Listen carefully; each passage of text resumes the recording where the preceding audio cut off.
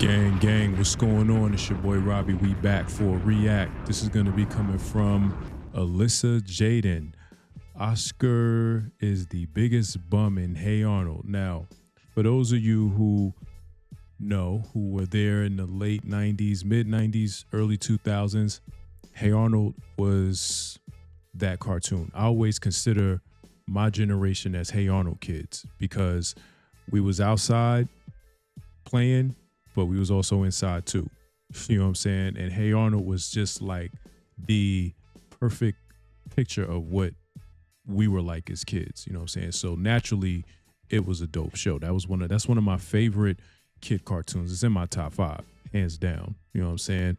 But this should be interesting. This did come up on my joint a while, like a couple weeks back, and I just had it sitting. I hadn't, watched it yet because I was going to react to it, but that's what we about to do now. So be sure to like, leave comments, and let's get to this video. Mr. Kakashka, I'm sorry, but you are a huge loser.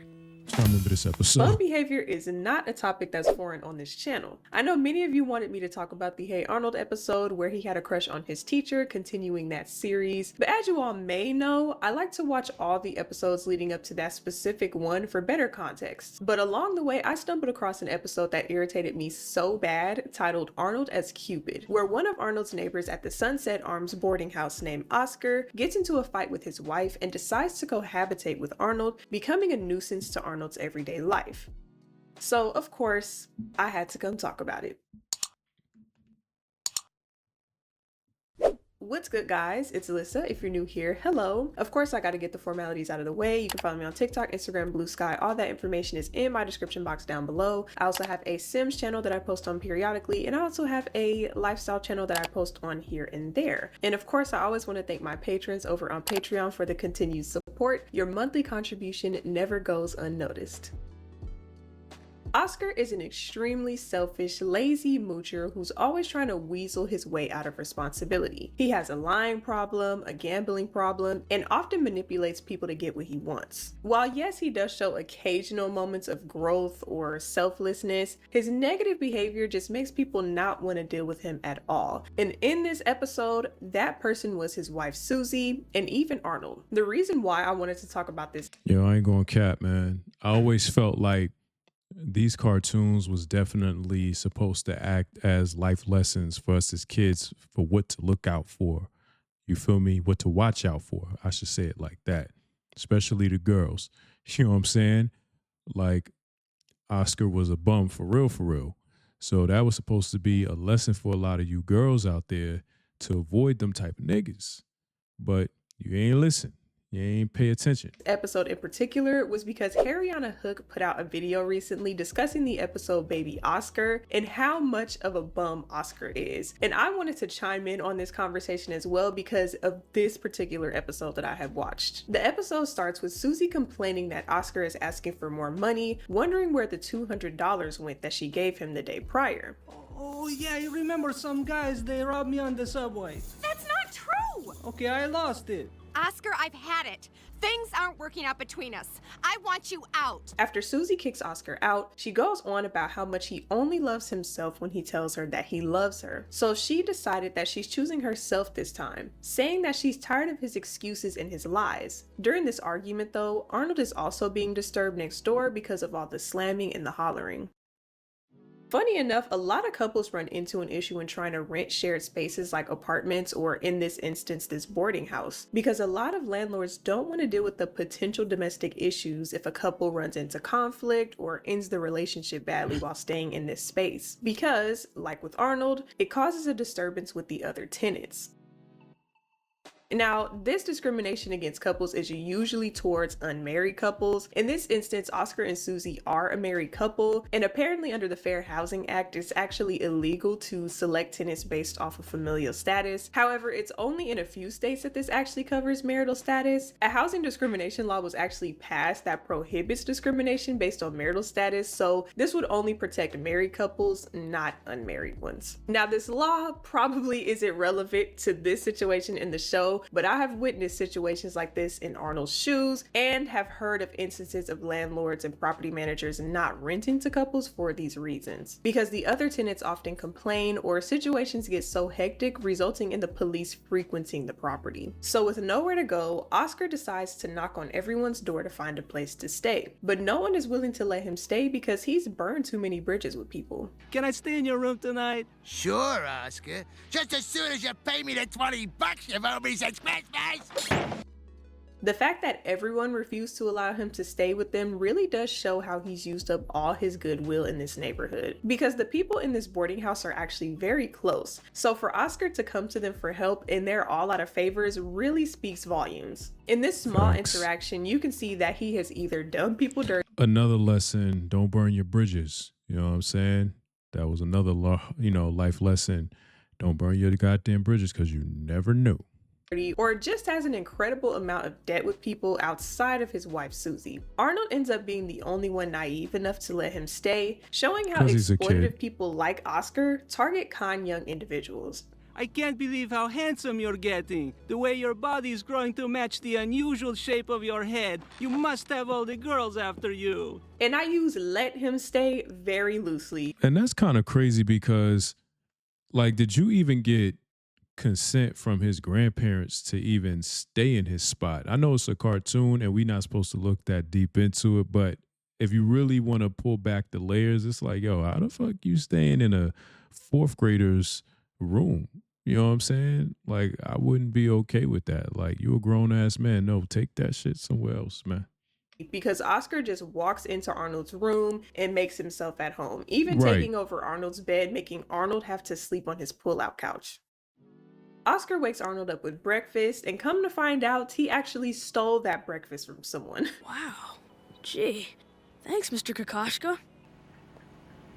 What happened to my French toast and orange juice? Which actually makes me wonder how the hell he got into Ernie's unit, but also shows that Oskar actually didn't need permission from any of them to have access to the place that they stay, which is also very scary. When Arnold asks what time it is, Oskar tells him that it's 10:30 a.m. This obviously alarms Arnold because that means that he's late for school. What happened? I turned it off so it wouldn't wake me up.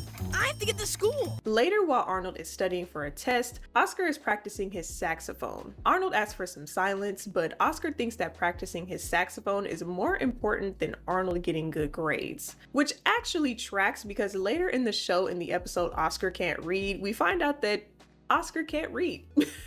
But his refusal to pipe down so that Arnold can do his work actually corroborates Susie's point that all he cares about is himself, telling Arnold that they can compromise. But Oskar's compromise was that he continues to play his saxophone and Arnold can study tomorrow. I'll practice now, you can study tomorrow. But Mr. Kokoschka, my test is tomorrow. How did your test go? Not so good. That's too bad, you should have studied. During his entire stay in Arnold's room, see that right there? I don't care if I'm a fourth grader or not. He would have had to get the fuck out. I'm sorry. You got to go, Oskar. Take that shit. Sleep in the hallway. You know what I'm saying? Because you are not about to sit up here and say, I should have studied when you was playing that damn saxophone that you're horrible at. Hell no. Oskar has just been very inconsiderate. He takes over Arnold's bed, doesn't respect that Arnold has a daily schedule, and even invites some sketchy friends over without his permission to play cards. That card game, yeah. He was This gonna sell his stuff. Oh, Arnold, I forgot to tell you. I'm having some friends over to play cards. The entirety of this episode honestly made me think about the position children are put in during situations like this, where they're often expected to tolerate adults' irresponsibility even when it harms them. A lot of children are raised to respect adults, and a lot of times that respect turns into unconditional respect. Someone like Oskar would absolutely weaponize this idea because he's aware of his shadiness and his incompetence. But since he's an adult, he can use that expectation of respect to get Arnold to waver on his own morality. Arnold clearly knows that this is something that he doesn't want to do, and he sees Oskar for who he really is, a bum. But just because Oskar is an adult, Arnold probably feels like he's not allowed to say that. Meanwhile, kids actually have a far less jaded view of people's characters and are usually right on the money with stuff like this. Later, while Oskar is playing cards with these sketchy friends, he puts up Arnold's CD player as collateral when he runs out of chips. I bet this CD player for collateral. Ah! Mr. Kokoschka, that's mine! Don't worry, Arnold, I can't lose. I can't believe I lost. So Arnold is fed up and tells him again that he needs to find another place to live because he can't take this anymore. But conveniently, every time Arnold tells him that he has to leave, Oskar doesn't hear this. Mr. Kokoschka, this isn't working out! What? I've been meaning to talk to you about that. I think maybe it's time you thought about finding another place to live. I think this recurring interaction where Oskar conveniently can't hear Arnold when he's kicking him out is a huge example of Oskar's manipulation tactics. I ain't gonna lie, man. That episode when I was a kid, that shit was getting me tight. Not gonna lie. That shit was getting me tight because I'm like, yo, you not about to do this. We not about to do this, Oskar. You keep the money. Like, we not about to do that. Get the hell up out of here. Oskar is absolutely aware that his actions are harming people, which is why he feels like he has to lie in order to skew situations to be in his favor. He knows that Arnold is fed up with him and he purposely ignores Arnold putting his foot down. That's probably the same tactic that he used with Susie, testing his limits until she had no choice but to physically kick him out. Oskar is one of those people who believes that pretending to be oblivious absolves him of any consequences for his actions. He constantly tries to use the shield of being an idiot to avoid accountability, which is just a perfect example of weaponized incompetence because Oskar isn't actually an idiot. Sure, he can't read, but that's only because he never truly sat down to learn. Oskar is capable of doing a lot more than he lets on. The quiet part that's not being said out loud is that he only does what he wants to do and he doesn't do what he doesn't want to do because he's so selfish that nobody can convince him to do anything that he doesn't want to do. So he's not incapable, he's just unwilling. I have to study for a test. But Arnold, I have to practice. Well, I have to study. When Arnold is talking to his best friend Gerald about this nuisance of a roommate, he wonders how Susie was even able to kick him out. This is when Gerald suggests that Oskar and Susie get back together, and Arnold actually takes this advice. I'm gonna get Mr. and Mrs. Kokoschka back together. I don't know, Arnold. Messing with grown-ups' love problems is a dangerous thing. Maybe, Gerald, but I gotta do it. From a more mature lens, you can see that this is actually a very bad idea because Susie already decided that she didn't want to deal with Oskar anymore for reasons that Arnold can clearly see for himself since Oskar is insufferable to be around. So purposely trying to get Susie to date him again is a huge misstep in my opinion, but Arnold is just a kid, so he doesn't really see the bigger picture and the potential danger that this puts Susie in. He can only focus on what's in front of him right now, which is that Oskar is annoying and he's making my life miserable. So in Arnold's case, the immediate dilemma is how do I get him out of my hair right now? So Arnold does end up convincing Susie that Oskar has been missing him since he left, but that couldn't be further from the truth. As much as Oskar may love Susie, Susie can be anybody. And in this case, Arnold is Oscar's new Susie. He finds a gullible, kind person that he knows he can walk all over and then he gets comfortable. Listen, Arnold, I need a place to stay for a few days. The room's kind of small. Thanks, Arnold, you're a good boy. Your grandma and grandpa must be very proud of you. I'll take the bed tonight. We can trade off tomorrow. Arnold tells Susie that Oskar asked if they could have dinner on the roof of their building. Susie thinks that this is very romantic, but points out that this is out of character for Oskar, which I'm assuming is the part of him that doesn't take initiative. Don't you miss him sometimes? No. In fact, I haven't thought about him at all since he left. Well, he's thought about you. He has? Dinner under the stars? Doesn't sound like Oskar. Oh, he's a changed man. It ain't. She was probably hopeful that kicking him out made him turn a new leaf and become a better man because she was also excited at the fact that he has apparently been missing her. The reality of the situation is that even when you decide to break things off with someone or finally leave a toxic situation, it's rarely a one and done situation. It becomes a constant choice that you make every day to keep choosing a different path and not go back to something that feels familiar. And the true test is never when you're keeping your distance. The true test is when then you have to face this issue over and over again. She even says that she hasn't even thought about him since she kicked him out, and neither has Oskar. But when Arnold brings this up to Oskar, he is not down for this dinner because he's feeling scorned that Susie kicked him out, which honestly is just audacity to me. She kicked me out, and as far as I'm concerned, it's over. But Mr. Kokoschka, she really wants to see you. Like, think about this real quick. Like, this nigga is really on some, like, Cole from Martin shit. You in my crib, in my room, rather, clipping your damn toenails. No job, no money, no nothing. You just chilling. This is the epitome of bum. You know what I'm saying? Like I said, they was letting us in. They was giving us clues as kids. You know what I'm saying? We just wasn't peeping game back then. She does? So Arnold pulls the same move, lying saying that Susie really misses him, and this gets them both to agree to this rooftop dinner. Instead of being romantic, Susie and Oskar just argue the whole time. In the moonlight, you can barely see that big stain on your good dress.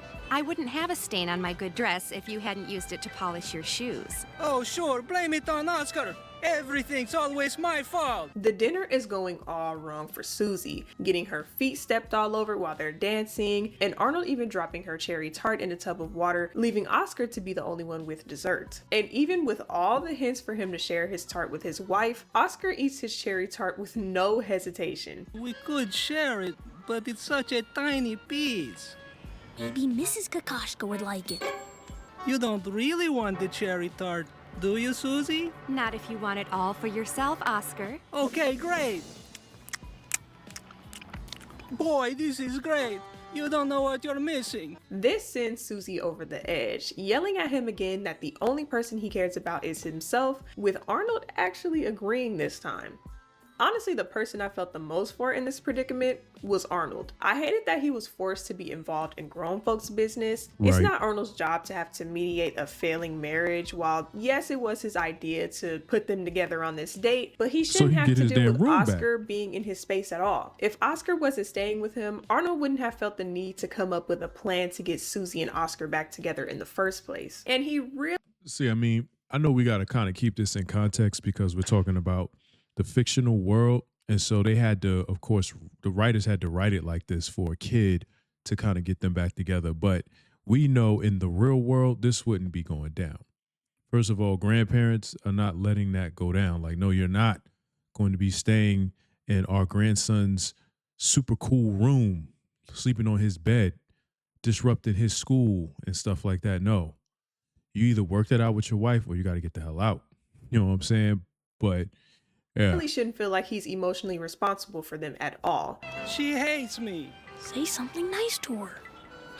But unfortunately, Arnold's empathy puts him in these unfair situations. And that's not to say I don't feel bad for Susie, because she was absolutely courageous for finally putting her foot down, kicking Oskar out, and choosing herself. Just from the glimpse that we get of his character, he seems like an absolute nightmare, not only to be in a relationship with, but to live with. And you can tell that Oskar is starting to feel this turn, because he decides to leave Arnold's place willingly, saying that Arnold is right about his selfishness. But now, Arnold is just concerned about where he's gonna go. I decided maybe you're right about me. I'm going away to find myself. Oh, I got your CD player back. Never bet on a pair of trees. But where will you go? I don't know, Arnold. By the way, I borrowed your suitcase. I knew you wouldn't mind. And this is the crossroads that I was speaking of earlier. When you're empathetic and still have a soft spot for someone. In order to not be walked all over, sometimes you have to play pretend. You have to, at least for a moment, pretend that you're a hard body who doesn't care about people's feelings and well-being. And you have to think to yourself, would this person do that for me? Or better yet, has this person ever considered me? Because people like Oskar can genuinely feel hurt when it seems like everyone has turned against them for their own behavior. But the moment they notice that people are starting to feel empathetic towards their situation, they take advantage of that. That's how they squeeze their way right back into old habits. And in the end, they get exactly what they want while everybody else is just unhappy again. On his way out, Susie catches him leaving and suddenly becomes concerned about where he's gonna go to. I'm going away. It's the best thing for everyone. But where will you go? Somewhere into the dark abyss I've created for myself. Well, if you're really leaving, I guess you could use some money. Well, sure, a couple of 50s would tide me over. This is a complete 180 from the beginning of this episode, You where keep she the didn't money. care where he was going because he never You cared keep enough the about money. her to be concerned about her. I want you out. But Susie, you know I love you. You love yourself, Oscar. I'm just second place. What's wrong with second place? That's pretty good. I'm tired of your excuses and your lies. From now on, I'm gonna make it on my own. First, I suggest you pack your toothbrush.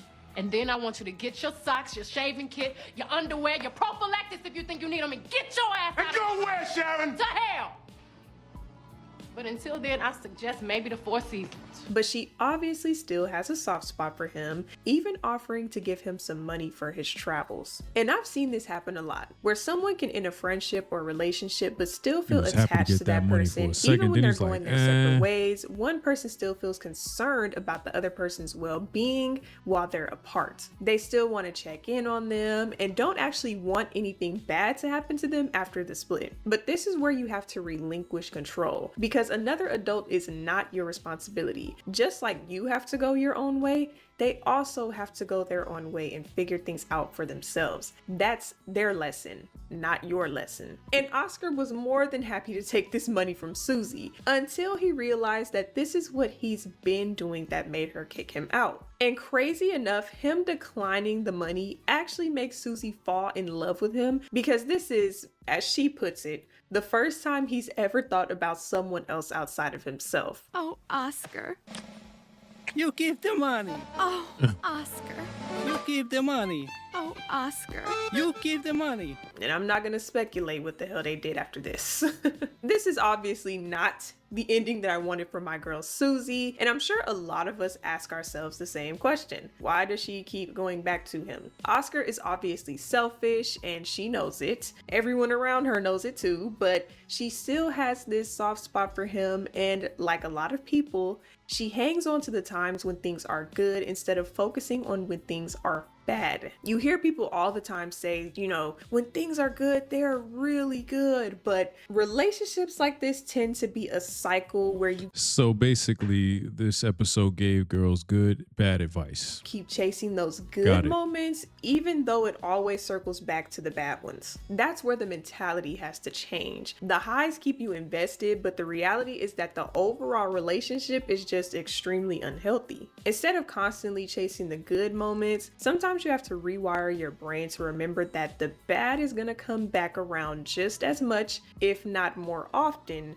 than the good moments. And of course, this is easier said than done, because I feel like at the core of it, a lot of us just want to be happy. And a lot of us feel like we deserve love and a happy life. So we hold on to the good moments no matter what, but at what cost? I can't keep on taking money from you, Susie. From now on, I'm going to make it on my own. You keep the money. Oh, Oscar. That's the most beautiful thing you've ever said to me. By the end of the episode, I couldn't help but wonder if Oscar actually had a moment of real, genuine growth, or if Susie was just treating this bare minimum action as actual progress. Because a lot of people frame their enabling behavior as empathy or Possibly. compassion without realizing that they're being played, especially And you know what? This goes both ways too, because I mean, you got some shorties out there that will basically play on a man's heartstrings to get him to do X, Y, and Z, and won't give a damn about him. You know what I'm saying? Won't give a damn about him. Use him for all of his resources and then get the hell on or whatever. They just won't do it in the Oscar fashion. Like, they're not going to be bums about it. You know what I'm saying? They're just going, you know, use up resources and all of that stuff and just not do anything for real. You know what I mean? by people like Oscar, who often see that compassion as weakness. And it also makes me wonder if people like Oscar are even capable of love. Because like I said earlier, Susie could honestly be anyone to him. Just as quickly as he got comfortable in Arnold's space is the same way he operates in his own marriage. So if Susie and Arnold had really kicked him out for good, he probably would have just found a new place and a new person to mooch off of and gone right back to his old ways. But anyway, what what did you guys think of this episode? Oskar genuinely pisses me off, so I am so glad I was able to make this video for y'all. But I hope you all enjoyed this video. If you would like to keep up with me outside of YouTube, you can follow me on TikTok, Instagram, Blue Sky. All that information is in the description box down below. And if you made it to the end, please be sure to give this video a big thumbs up and make sure you subscribe to the channel if you would like to stick around, and hit the hype button if you can. And make sure you hit the notification bell to stay up to date with posts and uploads from me. But for now, I hope you guys have a great rest of your week, and I will see you guys in the next one. All right, y'all. Shout outs to her, man. You know, I rather enjoyed that video, giving us her perspective on that. It's a couple of episodes where Oskar was pissing people off. You know what I'm saying? I think the episode where he got a job as a paper boy and he had to run a paper route and he just kept getting Arnold to do it. Yeah, it was just crazy. I think that was an episode where Arnold said, "You are a loser," or something like that. But yeah, definitely some hard lessons in the Hey Arnold cartoon for sure. I know it's fictional, but you know, we were supposed to pick up the gems, you know what I'm saying, and walk with them, not just drop them. You feel me? But yeah, y'all get down in the comments. Y'all let me know if y'all were even watching Hey Arnold. I know some of my subscribers are probably a lot older. Some are older, some are my age, maybe even younger. So y'all might not have watched Hey Arnold, but for those that did, you know what I'm saying, y'all let me know down in the comments if y'all used to get pissed off with Oskar, you know what I'm saying? I'll be sure to link this video in case y'all want to go check out some more of her videos. Go support her. If you made it this far into my video, I appreciate you. Be sure to check that like button, take the subway to my channel, and be sure to sound off in the comment section until security kicks y'all asses out. But with all that being said, it's your boy Robbie. Until the next video, we out of here.